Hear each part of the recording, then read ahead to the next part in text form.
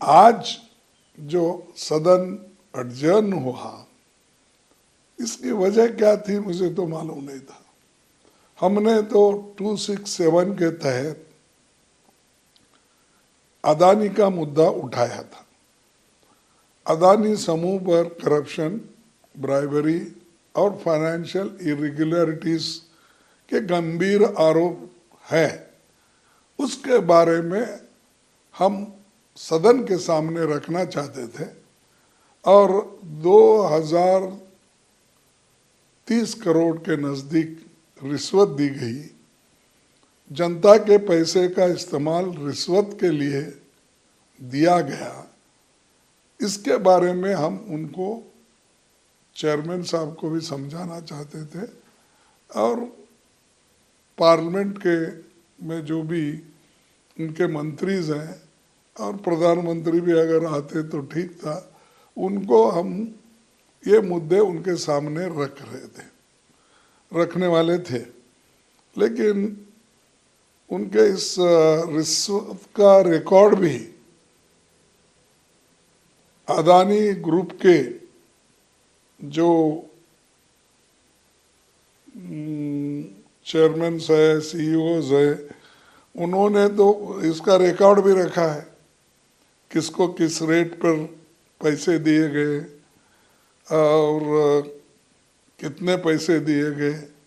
इसका सब रिकॉर्ड उनके पास वहाँ पर अमेरिका के खुफिया एजेंसी ने ये सीज कर लिया है, उनके पास ये रिकॉर्ड है। और इससे पहले भी अदानी ग्रुप के लोग स्टॉक हेरा फेरी भी और अकाउंटिंग फ्रॉड और ओवर इन्वॉल्विंग और सेल कंपनीज, इनका भी इस्तेमाल स्टॉक प्राइस में मैनिपुलेशन किया गया है, ये आरोप भी उसमें है। फिर जहाँ जहाँ मोदी जी जाते हैं वहाँ इस समूह के कॉन्ट्रैक्ट मिलते हैं। अगर आप लोगों को ये बताना चाहूँगा मैं, बहुत लंबा लिस्ट है कि जिस जिस जगह मोदी जी ने गए हैं उस जगह कौन से कॉन्ट्रैक्ट उनको मिले हैं, ये भी मैं बता सकता हूँ। इसीलिए हम ये चाहते थे कि इसको डिस्पैशनेटली हाउस में डिस्कशन हो। इसीलिए हमने 267 के तहत आज के जो भी ये है बिजनेस है, उसको आप पोस्टपोन करो और सिर्फ इसके ऊपर चर्चा ले लो। क्योंकि आप देखेंगे कल पेपरों में, मीडिया में भर के आ रहा है, जो चीज़ देश का नुकसान हो रहा है और जिसमें डायरेक्टली जो दुनिया का भरोसा हम पे उड़ रहा है, तो उस वक्त हम ये चीज़ें हाउस में लाना ज़रूरी है। देश को बचाने के लिए हमने ये मुद्दा उठाया था, ताकि हाउस को डिस्टर्ब करने के लिए नहीं। ले जो मोदी कहते हैं हाउस को डिस्टर्ब करते हैं, हुड़दंग मचाते, वो ये हुड़दंग है। उन्होंने खुद ही बांग्लादेश गए और वहाँ पर अदानी को झारखंड इलेक्ट्रिसिटी एक्सपोर्ट उन्होंने जून 2015 में वहाँ विजिट किया था बांग्लादेश को, वो प्रोजेक्ट उसको अलोकेशन करने के लिए दिए। मलेशिया मेगा कंटेनर प्रोजेक्ट को मार्च 2017 में गए थे, वहाँ उनको अप्रैल 2017 में ये कॉन्ट्रैक्ट मिला। इजराइल ड्रोन मैन्युफैक्चरिंग हाइपोपोर्ट एक्वायर्ड, और ये जुलाई 17 को गए थे, दिसंबर 2018 में वो इनको मिला। और सिंगापुर गए प्राइम मिनिस्टर, वहाँ investment of 1000 crore in Adani port by state owned Singapore investment firm. ये उनका विजिट हुआ 2018 में और जून में 2018 वहाँ पर उनको कॉन्ट्रैक्ट मिला। इसी ढंग से श्रीलंका कंटेनर टर्मिनल पोर्ट 2020 को गए, प्राइम मिनिस्टर विजिट किए, वो 2020 को उनको कॉन्ट्रैक्ट मिला अदानी ग्रुप को। नेपाल गए, take over of 2 international airport, वो जून 2013 में ये गए और ये ऑनगोइंग प्रोसेस चल रहा है।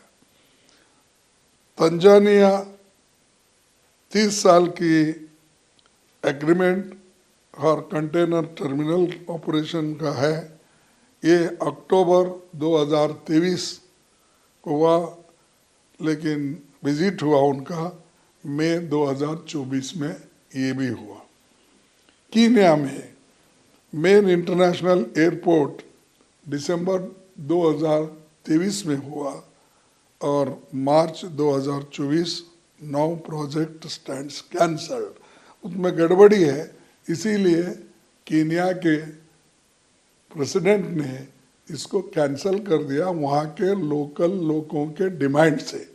देखिए, ये बाहर के लोग आकर हमारे देश को लूट रहे हैं, इसीलिए इस फर्म का बदनामी हो गया है, इसीलिए हम नहीं चाहते कि ये हैंडओवर उनको करे, तो वो भी हो गया। लेकिन प्राइम मिनिस्टर दिसंबर 2023 में गए थे वहाँ।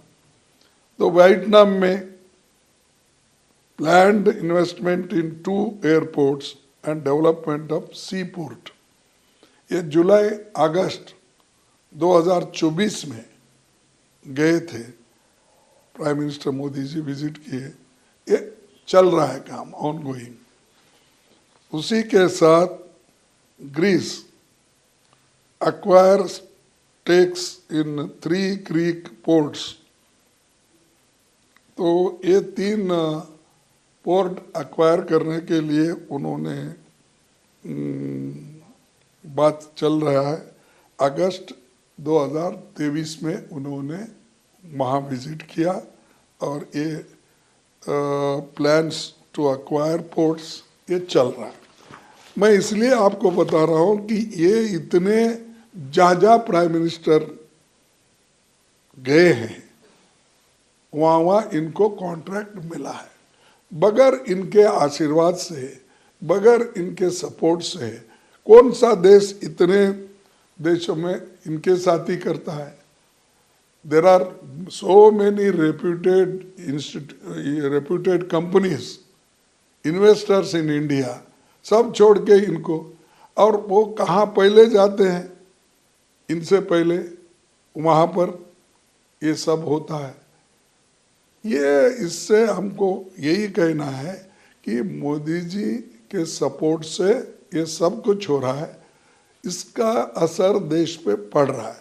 ये हम उठाना चाहते थे, लेकिन इसको हमको मौका नहीं दिया गया, और उसी के साथ एक कंपनी के बिजनेस इंटरेस्ट को बढ़ावा देने और भ्रष्टाचार को प्रमोट करने, रिश्वत के भुगतान को फैसिलिटेट करने के केंद्र सरकार के ये पीएसयू और एसईसीआई की भूमिका को लेकर सवाल है।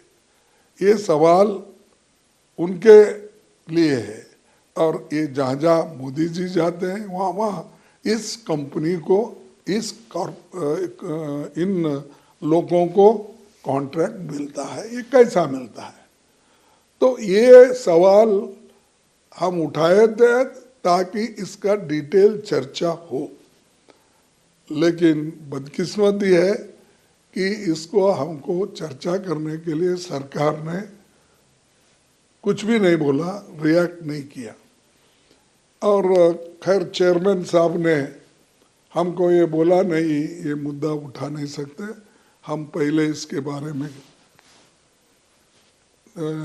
ऐसे डिसीजंस लिए हैं कि ऐसे कोई भी 267 में हम मौका नहीं दे सकते, ये उनका कहना है।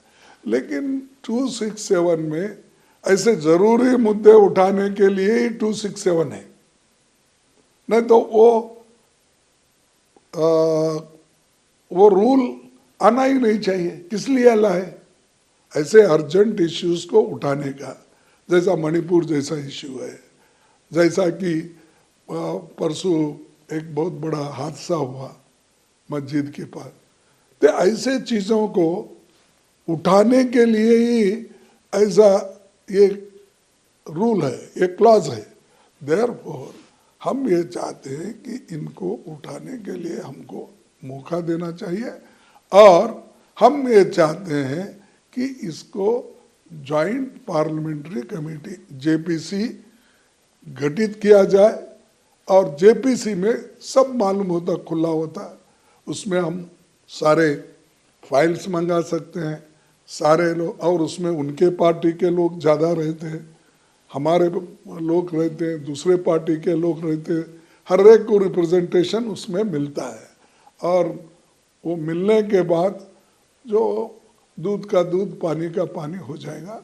इसीलिए हमारी डिमांड है कि जेपीसी गठित करो, सच्चाई बाहर आने दो, और मोदी जी जो ऐसे बाहर बोलते हैं वो उसके बजाय अपनी छवि ठीक कर लो।